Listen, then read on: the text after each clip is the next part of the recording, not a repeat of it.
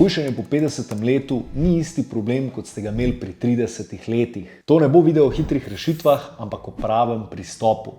Zdaj, nekaterim od vas se skozi leta številka na tehtnici morda niti ni spremenila, ampak ko se pogledate v ogledalo, se počutite drugače. Tudi pri naših strankah na začetku vidimo isto sliko. Tehtnica lahko leta ne kaže sprememb, ampak maščoba vseeno raste, mišice pa padajo. In strokovno temu rečemo sarkopenična debelost. Zato je po 50. letu številka na tehtnici nezanesljiv pokazatelj stanja. Veliko bolj realna je telesna sestava, se pravi, koliko je mišic in koliko imate maščobe. Zato cilj po 50. letu ni samo, da postanete vitki. Cilj je, da postanete vitalni. Moje ime je Jan, sem kineziolog in vodja v športni kliniki. V tem videu vam bom pokazal 3 ključne stebre hujšanja po 50. letu. Pomembno je, da vse upoštevate, da stojijo skupaj, ker če eden manjka, se celoten pristop hitro podre. Pa poglejmo. Predno se lotimo prvega stebra dobrega hujšanja po 50. letu, vam postavim eno vprašanje. Kaj je tisto, kar po 50. letu od svojega telesa v resnici želite? Verjetno ne samo, da je številka na tehtnici nižja, ampak tudi, da ste bolj močni, da imate več energije, da hitro vstanete s stola, da se ujamete, če vam zdrsne, da niste utrujeni vsak dan. Vse to je odvisno v veliki meri samo od ene stvari. In to je mišična masa. Mišice porabljajo energijo tudi takrat, ko mirujete, ko spite, ko sedite, ko nič posebnega ne počnete. Ampak več kot jih imate, lažje telo vsakodnevno porablja energijo, ohranja hiter metabolizem in uravnava krvni sladkor. Zato mišice niso neka vzporedna tema, ampak morajo biti v središču pozornosti. In zato je prvi steber zdaj jasen. To je vadba za moč.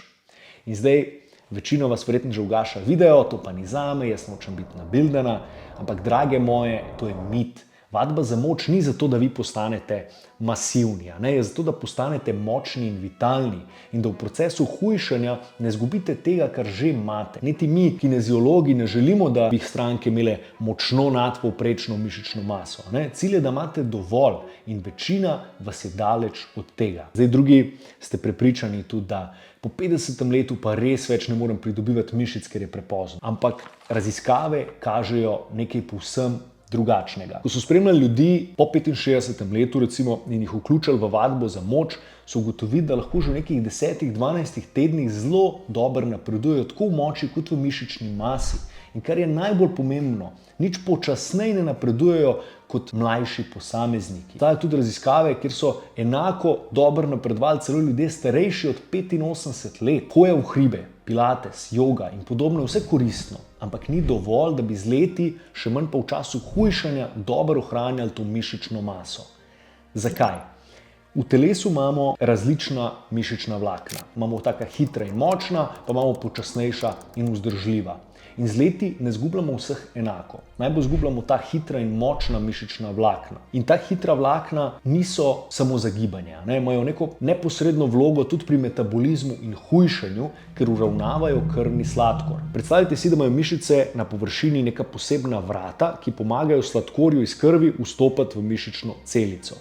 In raziskave kažejo, da imajo starejši odrasli v teh hitrih vlaknih približno 25% manj teh vrat kot mlajši odrasli. To pomeni, da hitra vlakna z leti ne izgubljajo samo moči, ampak tudi del svoje metabolne funkcije.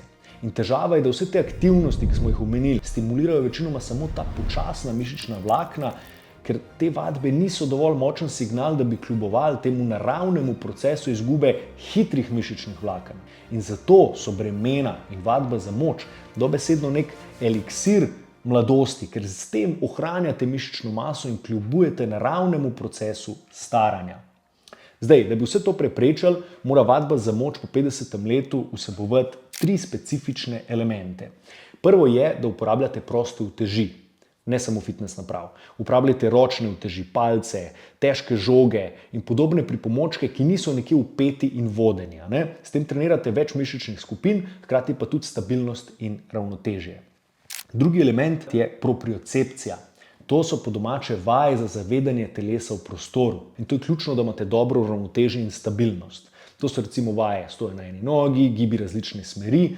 Skratka vse, kar izboljšuje vaše zavedanje in kontrolo telesa.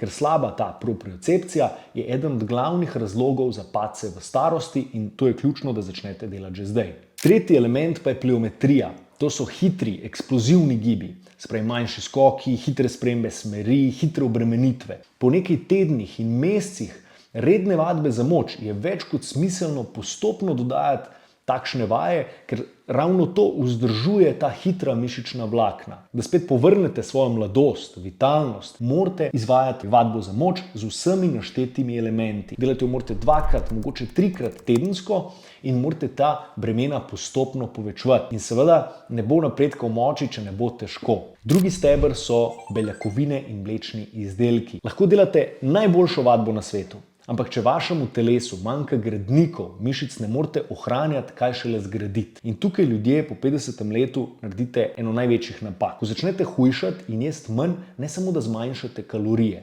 avtomatsko jeste tudi manj beljakovin in rezultat ravno nasprotno od tega, kar bi si vi želeli. Manj beljakovin pomeni izgubo mišic, pomeni počasnejši metabolizem in vse ostalo, kar smo že povedali. In tukaj hujšanje obstane. Po 50. letu rabite več beljakovin in pravilo je zelo preprosto. V času hujšanja je smiselno, da zaužijete približno 1,6 do 2 grama beljakovin na kilogram telesne teže dnevno.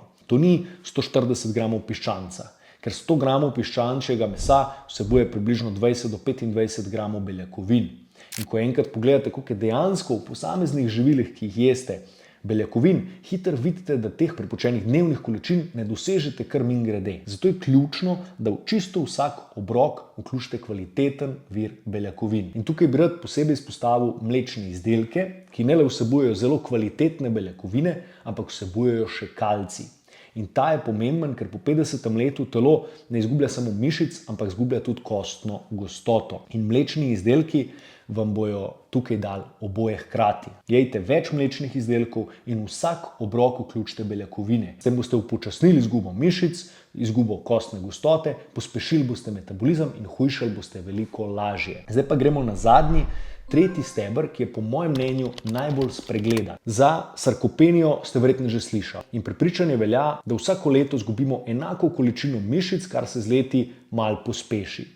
V resnici pa ta izguba ni linearna, ampak je stopničasta, se pravi skače navzdol. Vsako obdobje neaktivnosti, tudi nek kratek čas, naprimer viroza, poškodba, dopusti brez aktivnosti, sprožijo izgubo mišične mase. Že po 6 urah neaktivnosti lahko vidimo prve celične signale, da se bo mišica počasi začela razgrajevati. Zato mišične mase skozi leta ne izgubljamo ves čas enako, ampak takrat, ko ne telovadimo in se ne gibljemo. Za primer vam bom dal par raziskav, ki so še mene šokirale. V eni od njih so recimo primerjali izgubo puste telesne teže ob 10-dnevni neaktivnosti pri mlajših odraslih in pri starostnikih. In po 10 dneh so mlajši odrasli izgubili okrog 300 gramov puste teže v nogah, starostniki pa kar 1 kilogram. In temu strokovno rečemo katabolična kriza, se pravi obdobje, ko telo samo sebe razgrajuje. Večina vas ima vsaj nekaj 4 do 6 daljših teh lukenj neaktivnosti letno. To pomeni, da če vadite fantastično 10 mesecev, ampak imate 6 tednov neaktivnosti, ne stojite na mestu, ampak padate. Naša biologija je stara 200 tisoč let in pisarniška dela so zadnjih 100 let normalizirala, da sedimo 8 ur na dan in delamo mogoče 1 do 2 vadbi na teden. To smo lahko normalizirali mi, naše telo pa ne. Torej, kako se tega obraniti? Ne moramo se izogniti boleznim, ne moramo in ne želimo se odpovedati tudi dopustom in praznikom, ampak lahko omilimo te katabolične krize z 2 intervencijami. Prva je vsakodnevno nizkointenzivno gibanje, hoja, lahkotno kolesarjenje, plavanje. Tempo mora biti pogovorni, da se znojite, ampak lahko brez težav govorite cele stavke. Takega gibanja mora biti velik, od 4 do 7 ur na teden. To je recimo 1 ura hoje na dan in boste to dosegli. Hkrati pa porabljate v večji meri maščobo in trenirate lastno telo, da zmore porabiti še več maščobe. Druga intervencija pa so mali dražljaji čez cel dan. In to je verjetno najmočnejši nasvet, ki ga dajem svojim strankam. Ne rabite pri nas vaditi vsak dan, da bi telesu dali signal rabim mišice. Dovolj je vadba 2-krat tedensko, dodatno pa lahko potem sami doma naredite recimo 20 počepov vsakič, ko vstanete ali pa ko greste pod tuš. 10 sklec na kuhinjskem pultu, ko čakate, da zavre kava. Vse to se lahko sliši in smešno in nepomembno, ne? Ampak vse to so signali telesu in dražljaji za mišice, da se ne razgrajajo, ampak gradijo. Povrh vsega pa s tem tudi dodatno porabljate kalorije, nadzorujete krvni sladkor in posledično tudi hujšate. To so male, navidezno nepomembne navade, ampak te navade kljubujejo staranju, vas pomladijo in vam pomagajo ne samo izgubiti številko na tehtnici, ampak tudi izboljšati telesno sestavo. Če boste upoštevali vse 3 stebre, boste tudi po 50. letu lahko hujšali tako kot pri 30 letih. Seveda je v prehrani še vedno potrebno ustvariti kalorični primanjkljaj in spreminjati svoje navade, ampak bo s temi ukrepi veliko lažje. Če vas zanima še več ali pa bi se radi celo pridružili shujševalnemu programu Športne klinike, lahko več informacij najdete v opisu tega videoposnetka in na naši spletni strani sportnaklinika.si. Mi pa se vidimo naslednjič.